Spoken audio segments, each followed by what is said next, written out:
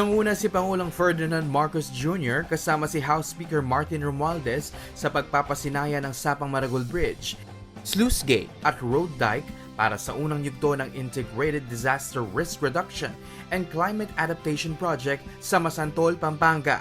Ang 7.57 billion peso project ay pinondohan sa pamamagitan ng Official Development Assistance mula sa South Korea. Ito ay naiplano sa administrasyon ni Pangulong GMA, inaprobahan ni Pangulong Noynoy Aquino, sinimula ni Pangulong Duterte at tinapos ni Pangulong BBM.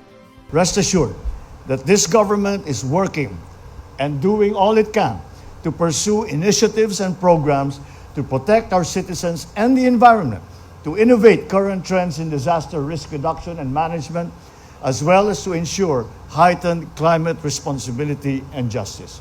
Inutusan din ng Pangulo ang DPWH na ituloy ang Stage 2 ng project para mas mabawasan ang pagbaha sa Pampanga.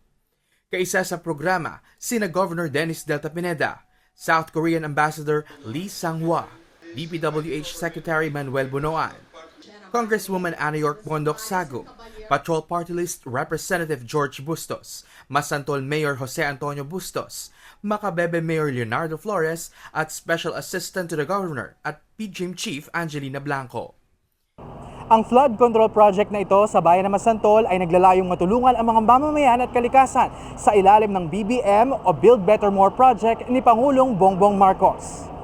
Ayon sa DPWH, ang pinasinayaang proyekto ay para maprotektahan ang mga low-lying areas sa lalawigan, kabilang ang mga bayan ng Macabebe, Masantol, Minalin, Santo Tomas at Apalit. Alam niyo po, ito po yung Stage 1, Phase 1 po ng isang package of flood control project. Hindi lamang po sa bayan ng Masantol, kundi po sa buong lalawigan ng Pampanga para maisalba po yung ating mga bayan na nilulubog. But it is also today that I would highlight yung importansya ng continuity ng project na umpisahan. Sayang naman po kung nakasara po ang river, ang mga waterways o water tributaries dito po sa may Bebe Anak, nakabukas naman po sa may Macabebe. So we must ensure the continuity of the project para hindi po masayang ang mga initial investments po ng ating national government. Tiniyak ng pamahalaan na mapakikinabangan ang matagalang solusyon sa pagbaha sa Pampanga at agarang tatapusin ang mga kasalukuyang proyekto sa pagkontrol ng baha sa gitnang Luzon. Para sa Balita Pampanga, Gerald Glutton.